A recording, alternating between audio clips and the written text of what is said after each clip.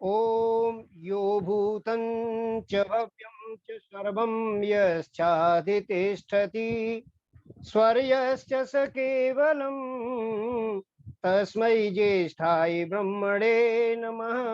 तस्मै ज्येष्ठाय ब्रह्मणे नमः। तस्मै ज्येष्ठाय ब्रह्मणे नमः। तीनों कालों का जिसे पूरा यथावत जान है, सृष्टि सारी में प्रतिष्ठित बस वही भगवान है स्वयं सुख रूप केवल मुक्तिदाता नाम है। उस महात्म ब्रह्म को श्रद्धा समेत प्रणाम है। जिस बुद्धि को मांगते साधु संत सुजान, उस बुद्धि का हे प्रभु देना हमको दान। वेद स्वाध्याय सत्संग करते रहो, वेद स्वाध्याय सत्संग करते रहो, एक दिन प्राप्त सद्ज्ञान हो जाएगा। वेद स्वाध्याय सत्संग करते रहो, एक दिन प्राप्त सद्ज्ञान हो जाएगा। शांति होगी परम भ्रांति मिट जाएगी, शांति होगी परम भ्रांति मिट जाएगी। पाप तापों का अवसान हो जाएगा। वेद स्वाध्याय सत्संग करते रहो, एक दिन प्राप्त सद्ज्ञान हो जाएगा। धर्म प्रेमी सज्जनों, अत्यंत श्रद्धा की भाजन वंदनीय मातृशक्ति, माननीय अध्यापक महोदय, माननीय मुनि जी एवं समस्त श्रोतागण बंधुओं, ईश्वर की महान कृपा है जिसकी कृपा से कुछ देर तक के लिए हम कुछ बौद्धिक धार्मिक चिंतन लेकर के उपस्थित होते हैं, कुछ कहते हैं, कुछ सुनते हैं। आर्य सज्जनों, मैं पिछले 2 दिनों से एक चर्चा चला रहा हूं जो योग दर्शन का सूत्र है, और वो सूत्र मध्यम श्रेणी के व्यक्तियों के लिए कहा गया है। मध्यम श्रेणी का व्यक्ति जो प्राथमिक स्तर से थोड़ा ऊंचा उठ चुका है, उसने शारीरिक श्रम कर लिया है, शारीरिक श्रम पर उसने पूरा जोर लगा लिया है और फिर थोड़ा सा आगे इसकी स्थिति बनी है, लेकिन अभी समाहित चित्त नहीं हुआ है। समाहित चित्त जो है परमात्मा में पूरी तरह से लगा नहीं है। जब बीच बीच में समाधि कर में बैठता है तो उसका ध्यान उखड़ जाता है, ध्यान पूरी तरह से परमात्मा के अंदर लगा नहीं। ऐसी स्थिति में महर्षि पतंजलि हमें एक सूत्र देते हैं कि आप क्रिया योग का पालन करें, इसको क्रियात्मक रूप में लाएं। ये जो कार्य है, ये जो ईश्वरीय चर्चा है, इसको हम क्रियात्मक रूप में लाएं।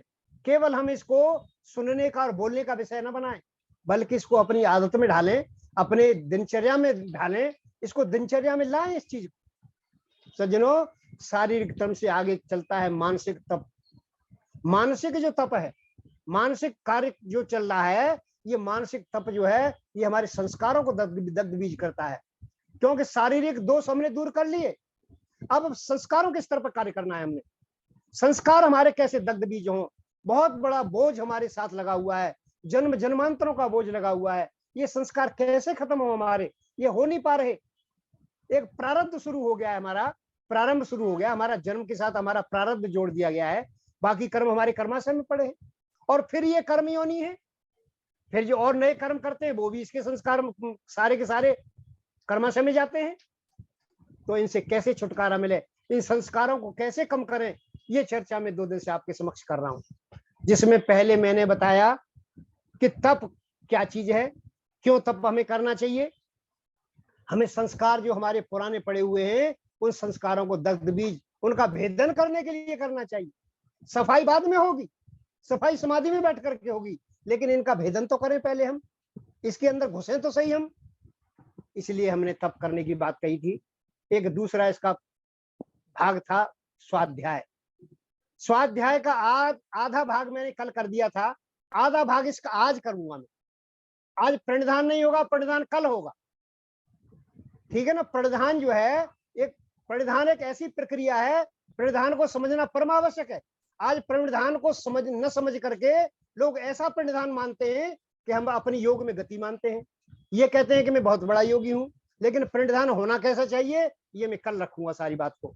मैंने कल जो है मैंने आपसे बता दिया था कि कल मैंने चर्चा की थी कि पवित्र जो प्रणवादि पवित्राणाम जप, उसके ऊपर मैंने जोर दिया था। और प्रणवादि जप हम कैसे करें? प्रणवादि जप जब करेंगे जब ईश्वर का हमें पता होगा, ईश्वर को हम जाने, पहले ईश्वर को हम विभिन्न रूपों में मानते हैं। इस तरह से हमारा जो प्रणवादि जप है वो नहीं होगा। क्यों? ईश्वर से इतर जितने भी पदार्थ हम संसार में मानेंगे तो फिर ईश्वर की पूजा नहीं होगी, वो उन पदार्थों की पूजा होगी। सज्जनों, ये जो हमारा जो ध्यान है, ये ध्यान किसी का भी किया जा सकता है, जड़ वस्तु का भी किया जा सकता है। आप जो है किसी मित्र मंडली का भी ध्यान कर सकते हैं। ध्यान देह आलम्बन से होता है। ध्यान होता क्या चीज है? इसको ध्यान को योग दर्शन में बताया क्या है? तत्र प्रत्येकता ध्यानम। ध्यान की परिभाषा दी है ऋषि पतंजलि ने कि प्रत्येकता, प्रति किसकी? कि जो हमारा ध्येय आलम्बन है, जो आलम्बन है जिसके लिए हम ध्यान कर रहे हैं। इसमें ध्यान ईश्वर नहीं है केवल, इसमें दूसरे लोग भी ध्यान में आ सकते हैं, कोई विषय भी ध्यान में आ सकता है हमारे में। तो ये ध्यान जो है क्या चीज? ये ध्यान को हम कैसे करें? तो ध्यान की परिभाषा ऋषि व्यास खोलते हैं, कहते हैं कि तत्र ध्येय आलम्बन से प्रत्येकतानता। ये एकतानता क्या है? तत्र कहते हैं जहां आपने मन टिकाया धारणा के अंदर,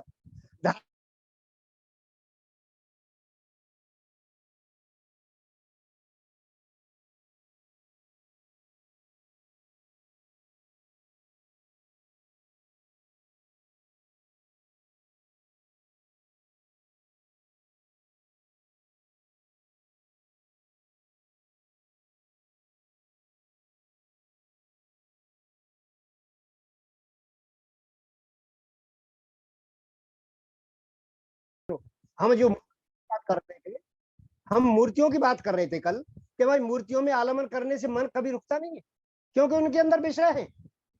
और जिस वस्तु के अंदर विषय नहीं हुआ, निर्विषय कौन है? वो केवल परमात्मा है। जिसके अंदर विषय होंगे मन वह भागेगा, मन के विषय में भागेगा मन। तो क्योंकि इंद्रिय जो है इसके साथ है, हम इंद्र कहते हैं इसको, इस जीवात्मा को हम इंद्र कहते हैं। क्यों कहते हैं इंद्र? इंद्र इसीलिए कहते हैं कि इंद्रियम इंद्रलिंगम, जिसके पास इंद्रियां हैं इसलिए इसको इंद्र कहते हैं। इंद्र परमात्मा को भी कहते हैं हम, लेकिन जिसके पास इंद्रियां हैं वो इंद्र है। इसके पास इंद्रियां हैं इसके साथ, तो इसने मन भी एक आंतरिक इंद्रिय है। तो मन जो है हमने लगाया और किसी परमात्मा के प्रति हमने मन को लगाया और बहुत देर तक हम टिकाए रहे। तो बहुत देर तक टिकाए रहे तो क्या हुआ उसमें? कि सदृश प्रवाह, जैसे नदी बहती है, समान रूप से नदी बह रही है। लेकिन सज्जनों, यहाँ एक प्रश्न पैदा होता है कि नदी बह रही है, उसमें पत्ते भी जा रहे हैं बह करके, उसमें दूसरे पदार्थ भी जा रहे हैं, उसमें किसी ने मलमूत्र भी डाल दिया, वो भी जा रहे हैं, लगातार बह के जा रहा है उसके अंदर। तो क्या ऐसा सदर प्रभाव मन का भी होना चाहिए कि जिसमें दूसरे ज्ञान भी चलते रहे, मन भी चलता रहे और दूसरे ज्ञान भी चलते रहे? नहीं, इसको रोका है ऋषि। ऋषि कहते हैं सदृश प्रवाह हो तो सही, लेकिन प्रत्यांतर से अपरामृष्ट। जो प्रत्यांतर कहते हैं ज्ञान का जो अंतर, यानी जो ज्ञान हमारे चल रहा है तो कोई दूसरा ज्ञान उसको छू नहीं पा रहा हो, कोई दूसरा ज्ञान उसको छू भी ना पा रहा हो, अर्थात दूसरा ज्ञान नहीं चल रहा हो, केवल एक ज्ञान चल रहा हो हमारा, जिस आलमन के प्रति हमारा मन टिका हुआ है उसका एक ध्यान चल रहा हो केवल। तो वो ध्येय आलम्बन से सदस्य प्रवाह और प्रत्यांतर से अपरामृष्ट तत्व ध्यानम, वो ध्यान है। अब आप ये बताइए कि हम किसी, कल जो है प्रश्न बड़े मेरे बड़े प्रेमी हैं प्रेम सचदेवा जी, वो ये कह रहे थे कि जो है आप कल इसका उत्तर देना, कोई बात नहीं, कि हम यदि साकार में भी ईश्वर को मान लें तो क्या दिक्कत है हमें? सज्जनों, वो दिक्कत हमें नहीं, वो दिक्कत परमात्मा को होगी। वो परमात्मा जो है, वो परमात्मा ऐसा नहीं रहेगा जैसे इस हालत में जो कार्य कर रहा है। जो वस्तु साकार हो जाती है वो बंधन में आ जाती है। कैसे? दुख से न कोई बच सकता है, साकार वस्तु या तनधारी, आनंदन तीनों कालों में रह सके वहां बिल्कुल भाई। जितने शरीरधारी सबको भय रोग और शोक सताते हैं, सर्दी गर्मी और भूख प्यास इत्यादि से सब दुख पाते हैं। संसार में जितने भी साकार वस्तु हैं, साकार जीवात्माएं हैं जो साकार रूप में आ चुकी हैं, जीवात्माएं शरीर में आ चुकी हैं, उस सारे शरीरधारियों को भूख प्यास सर्दी गर्मी ये लगती है। सज्जनों, इसको हम रोक नहीं सकते। और जन्म वृद्धि क्षय जरा मृत्यु, जो 6 विकार हैं, जो शरीरधारियों के अंदर जो विकार हैं 6, और जन्म वृद्धि क्षय जरा मृत्यु, साकार में हो ये विकार सभी। इसलिए भाई उस ईश्वर को समझो न कभी साकार कभी।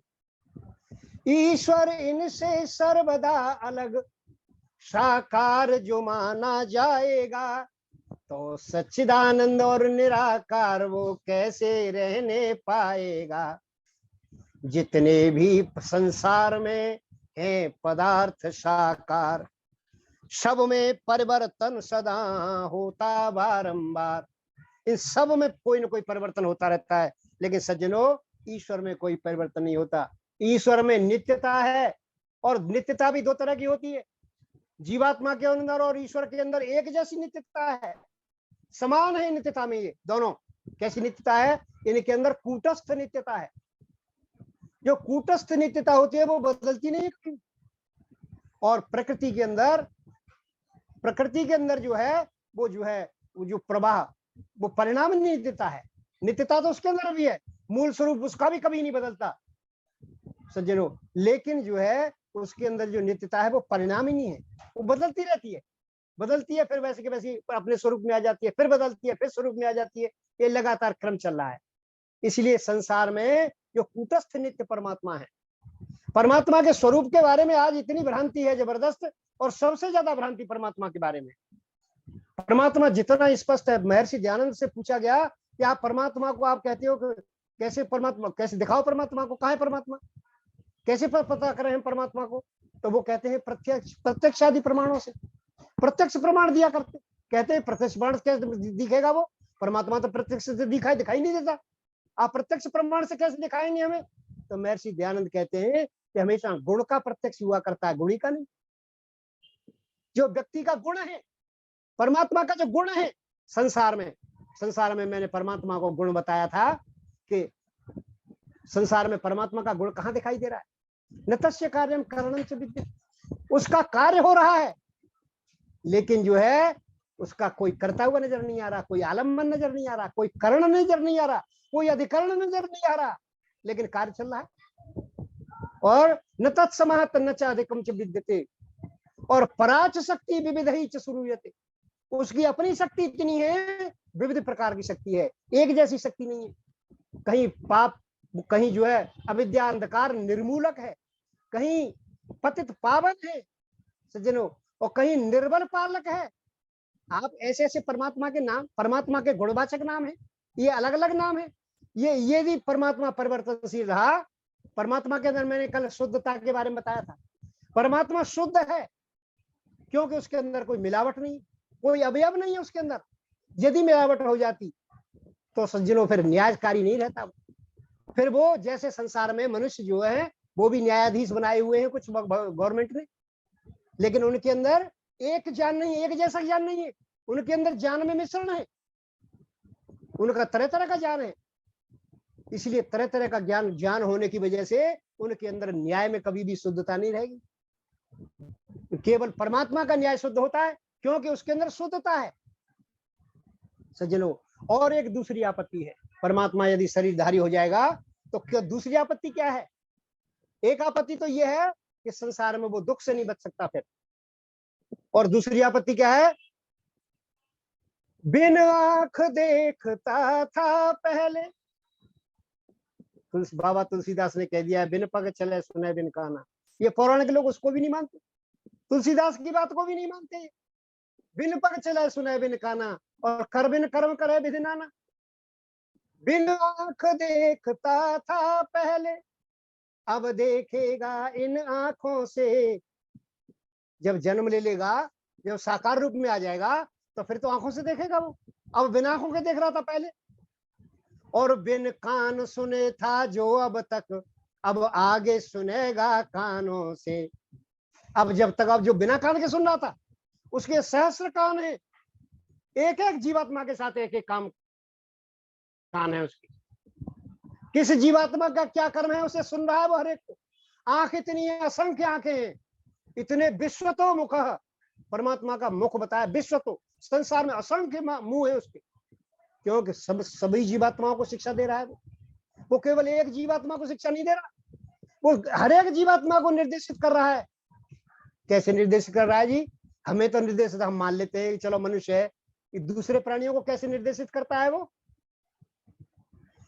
इस मानव की क्या पशु पक्षियों को वो परम पिता चेताता है। उत्साह और लज्जा शंका उनके भी दिल उपजाता है। सज्जनों, जीव जंतु जितने भी संसार में, उन सबके अंदर उत्साह, लज्जा, शंका, भय पैदा करता है। कैसे? एक उदाहरण से समझिए आप। रोटी का टुकड़ा कुत्ते को देखो जब डाला जाता है, वो पूंछ हिलावे खुश होकर और वहीं बैठ कर खाता है। आप किसी कुत्ते को रोटी का टुकड़ा डाल दो तो आपका पूंछ हिला करके थैंक यू बोलेगा, वो धन्यवाद करेगा आपका, और वहीं बैठ करके खाएगा जहां आपने डाला है। यदि कुत्ता वही किसी घर से रोटियां चुरा कर लाता है, डरते डरते छिप कर खावे, बिल्कुल नहीं पूंछ हिलाता है। किसी घर से रोटी चुरा लावे वो, तो आप देखो कितना छुप करके खाएगा, छुप के बैठ के खाएगा, पूछ नहीं लाएगा, किसी का धन्यवाद नहीं करेगा। क्यों करके वो मन में जान रहा, क्यों करके मैंने चोरी की है, कुत्ता ये मन में जान रहा। क्यों करके मैंने चोरी की है, कुत्ता ये मन में जान रहा है। स्वयं सिद्ध सब जीवों को पापों से रोक भगवान रहा है। स्वयं सिद्ध सब जीवों को पापों से रोक भगवान रहा। इतने उसके मुंह हैं, इतने उसके कान हैं, इतनी उसकी आंखें हैं। सज्जनों, ऐसा परमात्मा जो बिना आंख देखता था पहले, अब देखेगा इन आंखों से। यदि उसका जन्म दे दिया आपने, साकार बना दिया, तो फिर तो वो आंखों से देखेगा। इसका तात्पर्य ये निकला, जब तलक नहीं अवतार लिया, हर एक काम उस ईश्वर ने बेही शरीर सानंद किया। उस शरीर बिना शरीर के सारा काम निपटा रहा है। सृष्टि का सृजन हो रहा है, बच्चे पैदा हो रहे हैं। सज्जनों, गर्भ में निर्माण हो रहा है, लगातार उसकी क्रिया चल रही है। इसका तात्पर्य ये निकला, जब तलक नहीं अवतार लिया, हर एक काम उस ईश्वर ने बेही शरीर सानंद किया। आनंद पूर्वक कर रहा है। जैसे कुम्हार बर्तन बनाता है ना, तो चाक पर उसकी केवल 25% ही ताकत लगती है, 75% ताकत तो उसके पास ही होती है। ऐसे आनंद में बैठ करके संसार की रचना कर रहा है। सज्जनों, उसको कहा गया है कि एतावानस्य महिमा, इतना बड़ा परमात्मा है वो। अतो जायस्य पुरुष, जिस संसार जितना ब्रह्मांड दिखाई दे रहा है, इससे बहुत बड़ा है वो। और ये बताया आगे, परिमाण भी बताया, नाप करके बताया परमात्मा ने हमें वेद के अंदर, कि पादवस्य विश्वभूतानि, संसार के जितने भी ब्रह्मांड है, जितनी भी गैलेक्सियां हैं, ये सारे के सारे एक चौथाई हिस्से में है। त्रिपादस्य अमृतम दिवु, 3 पादों में 2/3 हिस्से में तो वो स्वयं बैठा हुआ है। इसलिए सज्जनों, वो परमात्मा इतना छोटा नहीं है। अब शरीर का मोहताज बना, जब शरीर में आ गया, आपने कह दिया जी बगैर साकार के काम नहीं चलता, लोग मानते ही नहीं है। अब शरीर का मोहताज बना, जैसे कि जीव अल्पज्ञ हुआ, ऐसे शरीर का मोहताज मेरा प्यारा ईश्वर सर्वज्ञ हुआ। जैसे मनुष्य जो है ये शरीर का मोहताज है, जब हाथ में कोई गड़बड़ हो जाए हाथ उठता ही नहीं, ऐसे ही सज्जनों परमात्मा हो जाएगा। फिर ईश्वर और मनुष्य में फिर कुछ अंतर है, झूठ नहीं कहता कभी सत्य हमारे बैन। सर्दी गर्मी और भूख प्यास मानव को जो कि सताती है, मानव को ज्वर भी आता है और जूड़ी भी आ जाती है। फिर सर्दी गर्मी भूख प्यास ईश्वर को यहाँ सताएगी, ईश्वर को ज्वर भी आएगा और जूड़ी भी आ जाएगी। फिर वैद्य डॉक्टर हकीम भी ईश्वर को बुलवाने होंगे, कुछ लाभ दवा से नहीं हुआ इंजेक्शन लगवाने होंगे। ऐसा भी तो हो सकता है नहीं बचे बेचारा मर जावे, ऐसे को सर्वशक्ति वाला कोई पागल भी नहीं बतलावे। सज्जनों, परमात्मा सर्वशक्तिमान है। यदि ये आदतें उसके अंदर होंगी तो फिर कैसे होगा भाई, कैसे ईश्वर कार्य करेगा? जब तुम ईश्वर को रहे अपने जैसा जान, जैसे हमें भोजन की आवश्यकता है, सोने की आवश्यकता है, कपड़ों की आवश्यकता है, ऐसे ही ईश्वर को भी आवश्यकता है। तो फिर कैसे कर सके मानव का कल्याण? फिर मनुष्य का कल्याण कैसे करेगा? कहने लगे कि भाई तुम आर्य समाजी हो, तुम नहीं मानते इन बातों को। बात यह है कि जब ये ईश्वर यदि जन्म लिए नहीं लिया ईश्वर ने, तो इनको कंस को और ये रावण को कौन मारेगा? इनको कौन मारेगा भाई? अब तुम ये कहते हो, सारे आर्य समाजी कहते हो कि ईश्वर जन्म ही नहीं लेता, तो ये कैसे मरेंगे? सज्जनों, बड़ी भ्रांति भरी हुई है लोगों के अंदर, ईश्वर की ताकत को नहीं जानते। लाखों नगरों का नाश पलक में एक भूकंप उड़ाता है, एक ही बार का प्लेग समझ लो लाखों कब्र बनाता है। एक ही बार का हैजा भी लाखों की चिता जलाता है, कभी आपस में कट मरे लोग वो ऐसी हवा चलाता है। उस परमात्मा की शक्ति को तो देखो। उत्पत्ति स्थिति नाश सृष्टि का ईश्वर बिना शरीर करे, वह तुच्छ आदमी के बद को अवतार ले और देह धरे। ये बात हंसी की सी लगती, उससे नहीं रावण कंस मरे, यहाँ भांति भांति के लोगों में ना जाने कैसे जान भरे। कैसे कैसे जान भरे हुए परमात्मा को ऐसा समझ लिया है। सज्जनों, लोग कहते हैं कि भाई तुम्हारे समाजी हो, तुम नहीं बात समझोगे, दीन बंधु भगवान ही जब लेंगे अवतार। ये कैसी कर्तव्य मूर्ता आ गई लोगों के अंदर। हमारे देश में सारे के सारे ईश्वर यूपी में पैदा होते, न कोई पंजाब में पैदा हुआ, न कोई तमिलनाडु में पैदा हुआ, सारे जितने भी ईश्वर हैं सारे यूपी में पैदा होते। और वो यूपी में क्या करते हैं जी? यूपी में पैदा होकर के और वो प्रचार होता है उनका जबरदस्त, ऐसा प्रचार जबरदस्त है सज्जनों। वो कहते हैं कि भैया जो है, जब हम जो है ये गलत कार्य जो हो रहा है इसे हम रोकेंगे नहीं। क्यों नहीं रोकेंगे? ये पुजारियों ने, जब आप सोमनाथ की घटना को सुनेंगे कि सोमनाथ की कथा सुनाऊं भाइयों, देकर ध्यान सुनो, और हुए मूर्ति पूजा से यहाँ कैसे कैसे नुकसान सुनो। बड़ी भावना पुजारियों की यहाँ पे जड़ मूर्ति में थी, बीचों बीच टंगी हुई थी मूर्ति चुंबकीय कशिश से, और जान रहे थे सभी लोग ये साक्षात है शंकर जी।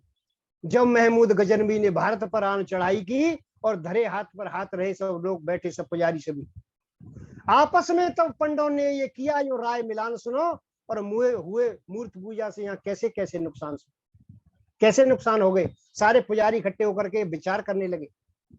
पुजारी कहते हैं कि हम सब भाई मिलकर के सोमनाथ जी का जाप करें और दुष्टों का संहार तभी शिव शंकर अपने आप करें। राजा भीम कहता है कि मेरी सेना तैयार है महाराज, मैं सेना से आपकी रक्षा करूंगा।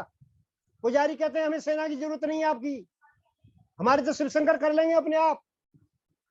मार काट क्यों करें वृथा, हम लोग वृथा क्यों पाप करें, क्यों हम धर्म बिगाड़े अपना, बैठ भजन चुपचाप करें, बैठ भजन चुपचाप करें। सिर पे छाए मलेच्छ भजन की, ठानी इनने ठान सुनो, हुए मूर्ति पूजा से यहाँ कैसे कैसे नुकसान सुनो, कैसे कैसे नुकसान सुनो। सज्जनों, इस तरह का नुकसान संसार में रहा, लेकिन हम जो है एक रास्ते पे ही रहे कि राम करे सो होगी और राजा करे न जोगी। हो ये सोई जो राम रच रखा, ये कीर्तन करते हैं लोग। संसार में जो वीरों का देश था वो सारा का सारा गुलाम हो गया और हजारों वर्ष तक गुलाम रहा। सज्जनों, सारी संस्कृति नष्ट भ्रष्ट कर दी, सारी पुस्तकें हमारी जला दी गई, हमारे 50,000 से ज्यादा ग्रंथ जो है तक्षशिला यूनिवर्सिटी में जला दी गई, आज भी जलाई जा रही है फ्रांस में, वहां की पूरी लाइब्रेरी जला दी लोगों ने।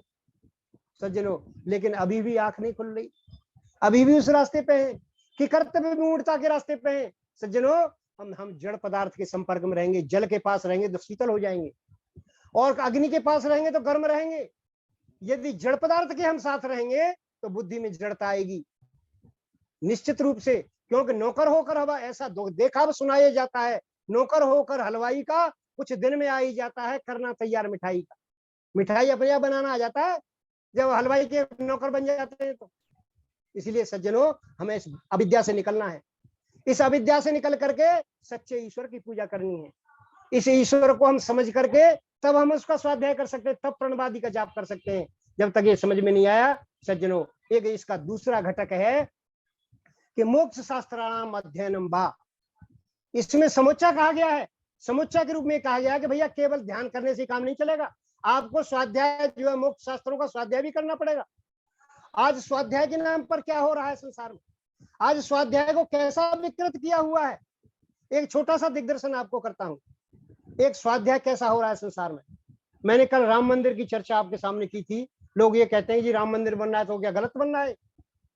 जिस समय राम मंदिर का मुकदमा कोर्ट में था, कोर्ट में मुकदमा चल रहा है, कोर्ट में जो वकील थे और जो विश्व हिंदू परिषद के लोग थे, उन्होंने सारे जितने भी कथावाचक हैं उनको सबको व्हिप जारी किया, एक पत्र डाला सबको कि भाई तुम्हारे पास जो भी साक्ष्य हो वो आप साक्ष्य पेश करो अदालत में आकर के।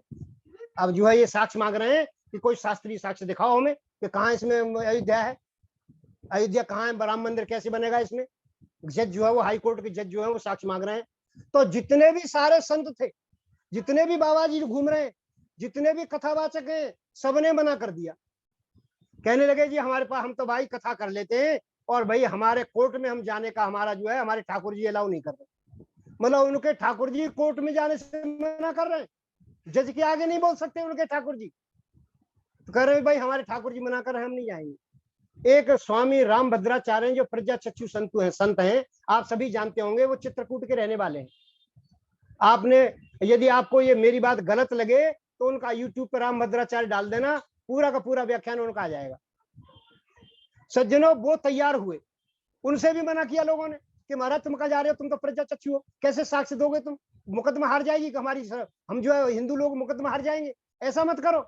वहां $45,000 लेकर के वकील खड़ा हुआ है, वो सबको काट रहा है, सब जितने भी तर्क है सबको काट देता है वो, आप मत जाइए वहां पे। लेकिन उन संत ने कहा कि भाई मैं तो जरूर जाऊंगा, मेरे ठाकुर जी मना नहीं कर रहे मेरे से। वो पेश हुए तो सरकारी वकील जो उनका जो वकील था दूसरे पक्ष के वकील ने उनसे कहा कि आप क्यों आए हो कोर्ट में। कहने लगे जी साक्ष्य देने आया हूं। कहने लगे आप तो प्रज्ञा चक्षु हो, कैसे साक्ष्य दोगे। बोला आप कैसा साक्ष्य चाहते हैं। बोला हम तो शास्त्रीय साक्ष्य चाहते हैं। तो वो कहने लगे, संत बड़ी बढ़िया बात कहते हैं, बहुत उच्च कोटि की बात कही उन्होंने। वो कहते हैं कि सर्वस्व लोचनम शास्त्रम यस्य नैव अंधे वस, यानी जो ये सभी लोगों का जो लोचन है, नेत्र है, वो शास्त्र है, शास्त्र ने लोचन है सबके। और जो शास्त्र नहीं जानता असली माने में तो अंधा वो है, मैं प्रज्ञा चक्षु नहीं हूं। देखिए महात्मा कितनी बढ़िया बात कहता है। ये संत जो है, ये संत कोई सामान्य संत नहीं है, वो सामान्य संत जो है बहुत बड़ी पीठ, तुलसी पीठ है वहां, उसके वो मठाधीश हैं, उसके महंत हैं, वो वहां एक यूनिवर्सिटी चलती है, उसके वो वाइस चांसलर हैं, और सज्जनों डॉक्टरेट की उपाधि से सम्मानित हैं। 125 ग्रंथों का लेखन उन्होंने किया है। अब बताइए प्रज्ञा चक्षु होकर के 125 ग्रंथ कैसे लिख सकते हैं, आप अंदाजा करिए कितना बड़ा ये विसंगति स्वाध्याय में चल रही है। 125 ग्रंथ उनके नाम से छापे जा चुके हैं अब तक। सज्जनों, ये उन्होंने अपने मुंह से बताया है। तो अब जो है इतना लेकर के कहने लगे कि भाई मैं तो जो है आपको साक्ष्य दूंगा, आप शास्त्रीय साक्ष्य चाहते हो तो उसके लिए चर्म चक्षुओं की जरूरत नहीं है, शास्त्रीय साक्ष्य देने में चर्म चक्षुओं की जरूरत नहीं है। बात बिल्कुल ठीक है। तो दीजिए आप साक्ष्य। उन्होंने अथर्ववेद का एक श्लोक रख दिया, एक मंत्र रख दिया अथर्ववेद का। अथर्ववेद का मंत्र क्या था कि अष्टाचक्र नवद्वारा देवानां पुरयोध्या तस्याम हिरण्मयः कोशः स्वर्गो ज्योतिषाव्रतः। चलो महाराज अयोध्या आ गई इसमें, इस मंत्र में अयोध्या है। आप कैसे कहते हो कि अयोध्या नहीं है? कितनी बढ़िया बात कही। देखो चवन्नी जो है वो 1.25 रुपए में चली गई, मुकदमा जीत गया हिंदू समाज, और राम मंदिर बन रहा है। अब कहते हैं, हमसे कहते हैं कि जी भाई ये गलत बन रहा है मंदिर। सज्जनों, आप बुद्धि से विचार करो तो इस मंत्र में अयोध्या, उस अयोध्या का वर्णन है जिस अयोध्या का ये साक्ष्य देने गए थे। आप सभी बड़े समझदार व्यक्ति हैं, सभी जो है बहुत बहुत जो है पढ़े लिखे और ज्ञानवान हैं।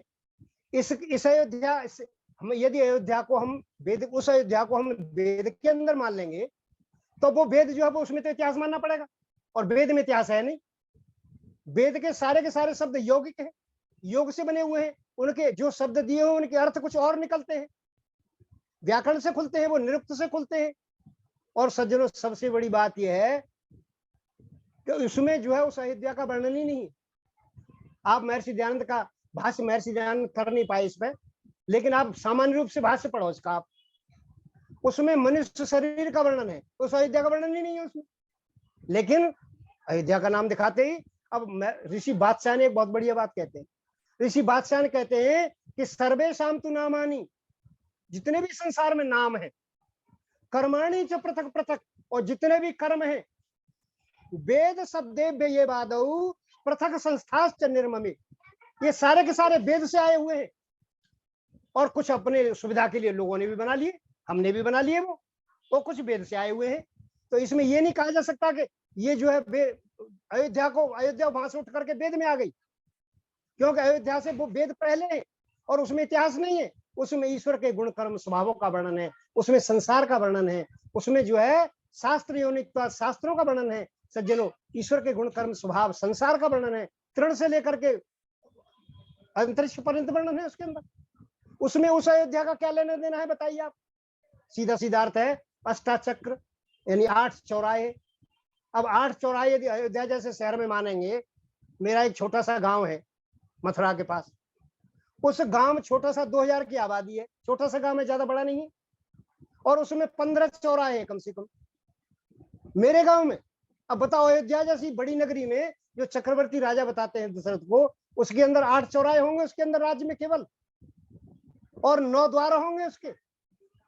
सज्जनों, ये क्या विसंगति है? अष्टाचक्र कहते हैं, हमारे अंदर जो अष्टचक्र है, हमारे अंदर अष्टचक्र कौन से हैं कि जो मूलाधार चक्र, बुधा चक्र, ये नाभि चक्र, ये जो चक्रों का वर्णन है उसके अंदर जो हमारे जो चरक शास्त्र में मिलता है, उन चक्रों का वर्णन है। 8 चक्र है हमारे अंदर, और 9 द्वार है, इसके 9 द्वार है। इस मनुष्य शरीर का वर्णन किया गया उसके अंदर, अष्टाचक्र नवद्वारा। और अयोध्या नाम स्वर देवानाम पर अयोध्या, देवता इंद्रियों को कहते हैं। देवता इंद्रियों को आप जो है कठोपनिषद पढ़ो, प्रश्नोपनिषद पढ़ो, आप देवता इंद्रियों को बताया गया है वहां पे। सज्जनों, देवानाम, इन इंद्रियों की जो पुरी है, पुरी जिसमें निवास करती है ये, वो उसका नाम अयोध्या है। इसका नाम अयोध्या है, शरीर का नाम अयोध्या है। अयोध्या का क्या मतलब है? अमाने नहीं, युद्ध माने, जिसको युद्ध में जीता जा सके। ये शरीर ऐसा परमात्मा ने बना के दिया है कि इसको युद्ध में नहीं जीता जा सकता। कैसे भाई जीता नहीं जा सकता? किसी व्यक्ति ने हमें मार दिया, जान से मार दिया हमें, और जान से मारने के बाद वो अपनी आत्मा को मेरे शरीर के अंदर नहीं डाल सकता, मेरे शरीर का उपयोग नहीं कर सकता कुछ भी। क्यों? कि ये जो जीवात्मा अंदर परमात्मा ने डाली थी, ये इसका भोगायतन है, इसलिए इस भोगायतन को कोई दूसरी जीवात्मा प्रयोग नहीं कर सकती। ये केवल इसी को मिला है। आज तो हम रेलवे में सर्विस करते थे, तो जयपुर से लोग आते थे, कोई मूर्ति को थैले में धर के ला रहा है, कोई किसी में धर के ला रहा है, कोई नीचे जो है यात्री जहाँ बैठे उसके नीचे धर के ला रहा है। मैंने एक यात्री से पूछा, भाई मैंने कहा ये क्या है? बोले तो मूर्ति है जी, भगवान की, हनुमान जी की मूर्ति है। तो फिर मैंने कहा तुम हनुमान जी से भी बड़े हो गए, तुम ऊपर सो रहे हो और मूर्ति को नीचे धर रखा है तुमने। पर महाशय जी, ये बात ये है कि इसी को इसीलिए नीचे धर रखा है कि इसमें अभी प्राण प्रतिष्ठा नहीं की गई है, इसमें प्राण प्रतिष्ठा नहीं है, इसलिए नीचे धर रखा है हमने। मैंने कहा भाई प्राण प्रतिष्ठा कौन करेगा तुम्हारा प्राण प्रतिष्ठा? बोले हमारे पंडित जी करेंगे जब ये सत्य स्थापित होगी तब। अब बताओ, ये जड़ पदार्थ के अंदर प्राण प्रतिष्ठा भी करते हैं। प्राण प्रतिष्ठा करना केवल और केवल ईश्वर का काम है। ईश्वर ही प्राण प्रतिष्ठा किया करता है, लेकिन मनुष्य भी करने लग गया प्राण प्रतिष्ठा। अब प्राण प्रतिष्ठा हो रही है। तो सज्जनों, वो जो अयोध्या है, अयोध्या मतलब युद्ध में जिसको जीता नहीं जा सकता, अपने और तस्याम हिरण्मय कोश, उसके अंदर जीवात्मा रहती है, उसको हिरण्मय कोश बताया गया है। हिरण्मय कोश इसलिए ज्योतिर्वय हिरण्यम, किरण वही हिरण्यम। सज्जनों, जो ज्योति है परम, ऐसी विचित्र ज्योति, ज्ञानवान ज्योति, जिसके अंदर चारों के चारों वेद समाये हुए हैं। सज्जनों, परमात्मा ने चारों के चारों वेद हर जीवात्मा के अंदर डाले हुए। ऐसा नहीं है कि उन्होंने सॉफ्टवेयर ऐसे ही बना दिया खाली, इन्होंने चारों के चारों वेद हर एक जीवात्मा के अंदर डाले हुए। कुछ कहते हैं जी मैं तो बगैर पढ़ा लिखा हूं जी, मेरे अंदर कहाँ है, दिखाओ जरा, मेरे अंदर कहाँ है ये चारों वेद, मेरे अंदर कहाँ है? मैंने कहा आपको मैं बताता हूँ, आपके अंदर चारों वेद है। ये बताओ कि चोरी करना धर्म है क्या धर्म है? मैंने पूछा उससे कि चोरी करना धर्म है क्या धर्म है? बोल अधर्म है। और झूठ बोलना भी अधर्म है। और परोपकार करना, बोल परोपकार करना धर्म है। तो मैं कहा ये ज्ञान कैसे हुआ आपको? किसने बताया आपको ये ज्ञान? कैसे ज्ञान हुआ आपको? ये तो वेद के वाक्य हैं सारे के सारे। सज्जनों, प्रमाण है वेद में, यस्मिन ऋचः साम युजुंसी यस्मिन प्रतिष्ठिता रत्नाभा विभारा यस्मिन चित्तम सर्वमूतम प्रजानाम तन्मे मनः शिव संकल्पमस्तु। परमात्मा ने चारों के चारों वेद हर जीवात्मा के अंदर डाले हुए हैं, लेकिन वो अनभिव्यक्त रूप में है, व्यक्त नहीं है, क्योंकि स्वाध्याय नहीं करते। हम वेद का स्वाध्याय नहीं करते। आज दुनिया में दुनिया के उपन्यासों का खूब स्वाध्याय करेंगे, ताशों का खूब स्वाध्याय करेंगे, लेकिन वेद का स्वाध्याय करने के लिए टाइम नहीं है लोगों को। क्यों? जो मतलब की चीज है उस पर अध्ययन नहीं करना चाहता। इसलिए सज्जनों, तस्याम हिरण्मय कोश, उसके अंदर जीवात्मा रहती है। और वो कैसी है? स्वर्गो ज्योतिषावृत, वो सुख रूप परमात्मा से आवृत है। ये जो ज्योतिषावृत है, जो परम ज्योति है, उससे संसार की ज्योति से आवृत है वो जीवात्मा। इस मनुष्य शरीर का वर्णन है, इसमें अयोध्या का वर्णन कहाँ है? लेकिन इस अयोध्या का प्रमाण दिया गया वहां। और हमसे कहते हैं कि भाई तुम तो आर्य समाजी हो, ये सारी सरकार कोई बेकार थोड़ी ना लग रही है, वहां राम मंदिर बना रहे हैं। तो मैंने कहा भैया बनाओ, बहुत बढ़िया बात, लेकिन स्वाध्याय जाके कर रहा है। आपको ये देखना पड़ेगा ये स्वाध्याय जाके कर रहा है हमारा। सज्जनों, ये स्वाध्याय जो हमारे मोक्ष ग्रंथों का स्वाध्याय। मोक्ष ग्रंथ क्या है? मोक्ष ग्रंथ में एक सबसे पहले मैं आपको सांख्य दर्शन का थोड़ा सा दिग्दर्शन कराता हूँ। सांख्य दर्शन जो है ये मोक्ष ग्रंथों की श्रेणी में आता है और सबसे पहले नाजिल हुआ है। ऋषि कपिल ने सबसे पहले बनाया है। ऋषि कपिल ने केवल 18 सूत्र बनाए थे पहले, लेकिन 18 सूत्रों को धीरे धीरे आगे के ऋषियों ने उसको बहुत विस्तार दे दिया। आगे चल के बहुत बड़ा जो है एक दर्शन खड़ा हो गया। लेकिन केवल 18 सूत्र बनाए थे ऋषि कपिल ने। उन्होंने क्या 18 सूत्रों में पूरे उसको बांध दिया था, पूरे सांख्य दर्शन को। तो उसमें क्या है कि भैया सबसे पहले दुर्खत्रया विघाता, संसार में 3 तरह के दुखों ने हर एक व्यक्ति को पीड़ित कर रखा है। मोक्ष ग्रंथों की आपको दिग्दर्शन कराता हूं। मोक्ष ग्रंथ है क्या? संसार में 3 तरह के दुखों से सबको पीड़ित कर रखा है। और जिज्ञासा तत्व घातक है। फिर उसकी जिज्ञासा होती है भाई ये कष्ट आ गया, इसको कैसे निवारण करें? निवारण कर दिया, फिर दोबारा कष्ट आ गया, फिर उसको निवारण किया, फिर तीसरा कष्ट आ गया। संसार में लगातार अनवरत ये चल रही है। दृष्टि सापार था, यदि दृष्ट उपाय से हम करें तो सारे व्यर्थ है, क्योंकि इसकी कोई ये दुख खत्म ही नहीं हो रहे। जब तक शरीर रहेगा तब तक दुख चलेंगे। तो फिर कहते हैं कि भाई कोई उपाय बताओ इसका। ऋषि से पूछा कि कोई ऐसा उपाय बताओ कि जिससे हम ये दुख सारे दूर हों। तो ऋषि बताते हैं कि दुनिया के लोगों, तुम जितने भी उपाय कर रहे हो संसार में, कोई यज्ञ कर रहा है, कोई परिक्रमा लगा रहा है, कोई भूखा मर रहा है, कोई नंगा रह रहा है, कोई अग्नि में तप रहा है, कोई जो है कांटों पे पड़ा हुआ है, कोई एक हाथ को ऊपर करके पड़ा हुआ खड़ा हुआ है, लगातार खड़ा हुआ है, ये तप कर रहे हैं सारे के सारे। तो ये जितने भी उपाय हैं ये तुमको स्वर्ग मोक्ष की दिलाने वाले नहीं है। क्यों जी? हम तो आर्य समाजी, हम यज्ञ करते हैं, क्या यज्ञ भी मोक्ष नहीं दिलवा पाएगा? सज्जनों, मैं ऋषि कपिल कहते हैं कि दृष्टवदानुसर्व कहा या विशुद्धि चयातिशय युक्त, ये जो उपाय कर रहे हो आप, ये जो सामान्य उपाय जो कर रहे हो, जो दृष्ट उपाय हैं आपके, इनके अंदर अशुद्धियां हैं, कुछ कमियां हैं, ये आपको मोक्ष में नहीं पहुंचाएंगे। आपको स्वर्ग तो दिलाते रहेंगे, आपको सुख तो दिलाते रहेंगे, आपको अच्छा जन्म दिला देंगे, अच्छे माता पिता पे दिलवा देंगे, अच्छे जो है परिवार दिलवा देंगे, धन संपत्ति, अपार धन संपत्ति दिलवा देंगे, ये साधन जो है। लेकिन आपको मोक्ष नहीं दिला सकते साधन। क्यों? कि इनमें 3 अशुद्धियां हैं। दृष्ट बदान कहा यह विशुद्धि क्षयात संयुक्त। अविशुद्धि, इसके अंदर अशुद्धि है। कोई भी जो है जब तक वर्ण प्रक्रिया को आप पढ़ोगे नहीं, आप वेद, हमारे यहाँ तो एक बड़ी विचित्र स्थिति है कि हमारे यहाँ एक जो संत जो है, एक बार महर्षि दयानंद हरियाणा के गांव में ठहरे हुए थे। ये चर्चा जो है किसी इतिहास में नहीं मिलेगी, एक कर्ण परंपरा से मेरे पास आई है। महर्षि दयानंद एक गांव में ठहरे हुए थे, तो उनसे कहा गया कि महाराज आपने जो ये बवंडर खड़ा किया है आर्य समाज का, बड़ी एक विचित्रता हमें लगती है इसमें। बोल क्या विचित्रता लगती है भाई तुम्हें? भाई ये लगती है साहब कि जब हम पौराणिक किसी पंडित को घर में बुलाते हैं तो अकेला पंडित बोलता रहता है, हम सारे बैठ के चुपचाप सुनते हैं। लेकिन आर्य समाजी जब हवन करते हैं तो 100 आदमी यदि बैठे हैं तो 100 के 100 ही बोलते हैं। ये क्या बीमारी डाल दी आपने? सारे के सारे बोलते हैं। एक भी ऐसा नहीं है कि जो पंडित ना हो, सारे के सारे पंडित बन गए। ये क्या महाराज, ये क्या कर दिया आपने? महर्षि दयानंद हंसे और कहने लगे कि तुम जो है जब इसका आशय समझ जाओगे तब आपको बड़ा आनंद आएगा। इसका आशय क्या है जी? महर्षि दयानंद समझाते हैं संसार में 2 तरह के कार्य होते हैं। एक कार्य ऐसा है जो अपने लिए होता है, एक कार्य ऐसा हो जो दूसरों के लिए होता है। हम अपने साथ साथ दूसरों के लिए कार्य करते हैं। एक उदाहरण देके समझाते हैं। वो एक बुजुर्ग ने मेरे को बताया रेलवे की ड्यूटी के दौरान, उसने मेरे से पूछा तो मैंने तो उनको उत्तर दिया कि भाई वेद से कंठाग्र हो जाते हैं, वेद की श्रद्धा बढ़ जाती है वेद की, इसलिए हम बोलते हैं। लेकिन उन्होंने कहा कि महर्षि दयानंद के समाधान को सुनिए आप। महर्षि दयानंद ने मेरे पिताजी के बाबा जो महर्षि दयानंद के समय में जीवित थे, महर्षि दयानंद उनके समय में आए थे घर पे यहाँ हमारे गांव में, तब ये समाधान दिया था उन्होंने कि संसार में 2 तरह की क्रियाएं हैं। एक क्रिया ऐसी है जो अपने लिए होती है, एक क्रिया ऐसी है जो दूसरे के लिए होती है। जो दूसरे के लिए, तो जैसे उदाहरण दिया उन्होंने कि जैसे जो है हम जो अपने घर में हमारी धर्मपत्नी है, उससे किसी ने पूछा कि तुम क्या कर रही हो, तो वो बताया कि अहम भोजनम पचामी, मैं भोजन पका रही हूँ। ये परस्मय पद क्रिया है, यानी अपने लिए भी पका रही हूँ और दूसरों के लिए भी पका रही हूँ। घर में सारे कैंडिडेट सबके लिए पका रही हूँ, केवल अपने लिए नहीं पका रही।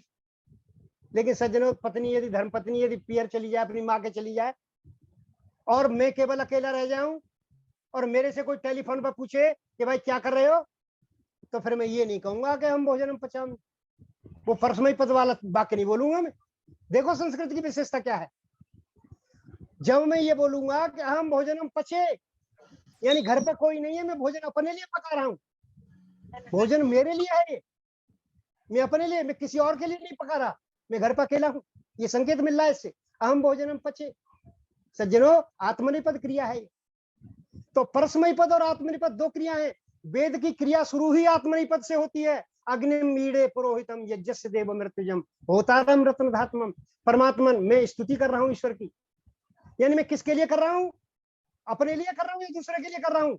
अरे एक बड़ी विचित्रता समाज में देखी है कि जब कहीं भागवत होती है तो 5-7 पंडित बुला लेते हैं कि जी ये जाप कर रहे हैं हमारे लिए। अब उनको ये पता ही नहीं है कि जाप अपने लिए होता है, दूसरों के लिए होता है। जाप हमेशा अपने लिए होता है, ये आत्मनिपद है। कोई भी व्यक्ति किसी दूसरे के लिए जाप नहीं कर सकते। आप आशीर्वाद की परंपरा हमारे यहाँ चली है, ये प्रथा है, इससे कोई लाभ नहीं होने वाला। तुम ये सोच रहे हो कि जब यज्ञ के बाद में जो कहते हैं ना आशीर्वाद दो यजमान को, सज्जनों आशीर्वाद का कोई मतलब नहीं है। जो कार्य आपने किया है उसका फल मिला। क्यों? कि दूसरे के कर्म का फल कभी दूसरे को नहीं मिला करता, कभी भी। ऋषि परंपरा के बिल्कुल खिलाफ है कि कर्म तो कोई और करे और फल किसी और को मिले, ऐसा संभव नहीं है। ये ऋषि परंपरा के खिलाफ है। कहाँ कहा गया है? आप सांख्य दर्शन के पहले अध्याय के 17वें श्लोक को, 17वें सूत्र को पढ़िए आप।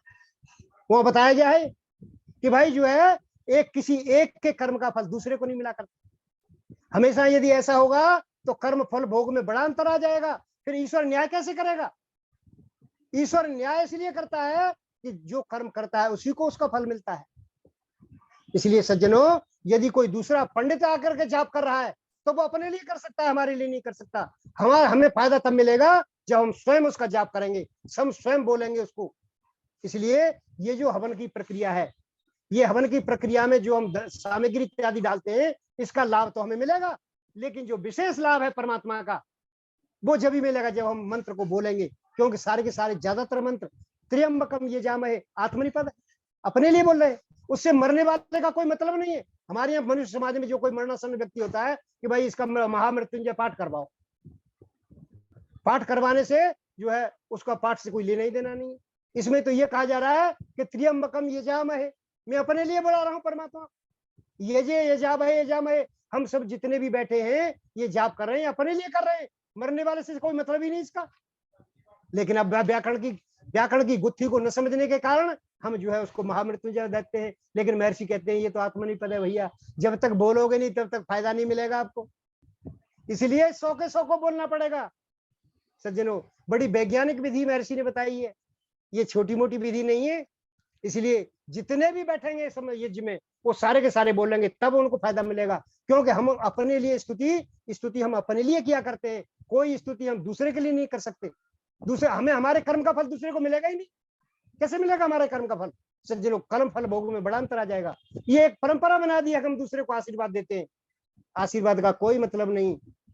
उसकी इंद्रियों पे, उसके कर्मों पे, उसकी इंद्रियों पे, उसके भावनाओं पे हो सकता है कुछ असर होता हो, वो अच्छे काम में प्रवृत्त होता हो, लेकिन वास्तविक रूप से इसका कोई असर नहीं है। वास्तविक रूप से आपके कर्म का असर आपके ऊपर पड़ता है। इसलिए हम सबको मंत्र बोलना चाहिए। लेकिन आज क्या हो रहा है कि दृष्ट वदान श्रविक, भैया जो दृष्ट उपाय हैं उनमें 3 अशुद्धियां हैं कि इनको शुद्ध नहीं बोला जा सकता। जब तक आप व्याकरण शास्त्र को नहीं पढ़ेंगे, वेदांगों को नहीं पढ़ेंगे और वेद को सीधे पढ़ने लग गए आप, तो कभी वेद मंत्रों को शुद्ध नहीं बोल सकते। कोई मोर से लिया गया स्वर है, कोई अश्व घोड़े से लिया गया स्वर है, कोई हाथी से लिया गया स्वर है, कोई जो है तमाम अलग अलग स्वर हैं, और जितने भी स्वर हैं अलग अलग पक्षियों से लिए गए हैं। उनकी स्थिति को देख करके हमें वैसे ही स्वर प्रक्रिया अपनानी पड़ेगी। ये हमें नारद संहिता बताती है।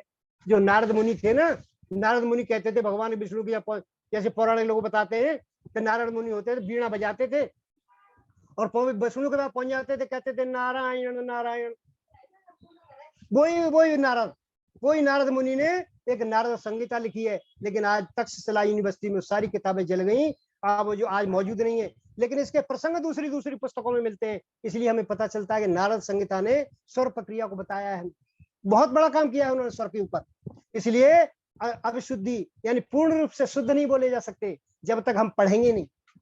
और क्षय, इन पाप ये जो हमारे पुण्य कर्म है, इनका नाश भी हो जाता है। जितने पुण्य कर्म हम करते, पुण्य पुरुष मन में रख काम, और उन पुण्यों के ही प्रताप से जाते वो सुरेंद्र के धाम। वहां पुण्य का भोग भोगते जब तक पुण्य होते हैं शेष, और पुण्य छीन होते ही गिर कर आते यही नरक के देश। जब भी हमारे पुण्य छीन हो जाते हैं, हम पुण्यों का पूरा फल हमें मिल जाता है, तो फिर हमें मृत्युलोक में आना पड़ता है, जन्म मरण के चक्कर में फंसना पड़ता है। इसलिए इन कर्मों का नाश हो जाता है। इसलिए हमें इन कर्मों को कैसे करें, हमें दृष्ट उपाय को कैसे करें। और एक तीसरी इनके अंदर कमी है कि अधिक का अधिक फल और कम का कम फल, जबकि स्वाध्याय का ऐसा नहीं होता। आप स्वाध्याय ईश्वर ध्यान करोगे तो उसमें जो योगी को आनंद प्राप्त हो रहा है, वो आप सामान्य व्यक्ति को भी वही आनंद। जो नींद किसी राजा को आती है, हो सकता है उसको कम आती हो, लेकिन गरीब को बहुत ज्यादा नींद आती। इसलिए ये आनंद हमेशा गरीब को ज्यादा मिलता है और योगी को उससे भी ज्यादा मिलता है। महर्षि तो ऋग्वेदादि भाष्य भूमिका में लिखते हैं कि जो योगी को आनंद मिलता है, वो गृहस्थी को उसका 1000वां हिस्सा भी नहीं मिलता। इसलिए ये जो आनंद है, इसकी तारतम्यता ठीक नहीं है। क्यों कि अधिक थोड़ा पुण्य करोगे तो थोड़ा फल मिलेगा, अधिक करोगे तो अधिक फल मिलेगा। इसके अंदर तारतम्य नहीं है, क्योंकि परमात्मा के ध्यान में ऐसा नहीं है। परमात्मा तो सबको ही आनंद देने वाला है। इसलिए ऋषि कहता है कि तद विपरीत श्रेयान व्यक्ता व्यक्तज्ञ विज्ञान। भैया जो दृष्ट उपाय इनके चक्कर में आप पड़े रहे, तो जन्म मरण के चक्र से छूट नहीं पाओगे। जन्म मरण के चक्र से छूटना है तो आपको व्यक्ता व्यक्तज्ञ विज्ञानात, आपको जो है ईश्वर जीव और प्रकृति के बारे में जानना पड़ेगा। ईश्वर जीव कैसे है, प्रकृति कैसी है, इनके बारे में आप जान लो, और ये जान लोगे तो आपको मोक्ष हो जाएगा। उस रास्ते पे चलोगे आपको मोक्ष हो जाएगा। ये मोक्ष ग्रंथ बताते हैं। लोग कहते हैं जी गीता में क्या लिखा है, वो सारे दर्शनों का निचोड़ है, उसमें एक सूत्र का भी पूरी गीता नहीं है। पूरी गीता एक वेद मंत्र के सूत्र के बराबर है। सज्जनों, वो गीता का उद्देश्य युद्ध करवाना है। गीता का उपदेश किसी धार्मिक प्रपंच में फंसना नहीं है। पूरी गीता को पढ़ लो आप, लगातार कृष्ण जो है, कृष्ण आदेश देते हैं कि तुझे युद्ध करना पड़ेगा, तुझे युद्ध करना पड़ेगा। सज्जनों, जो ग्रंथ युद्ध के लिए बनाया गया है, युद्ध के लिए लिखा गया है, काव्यम यशसे अर्थ कृते विभार विदेशिवे तरक्षते।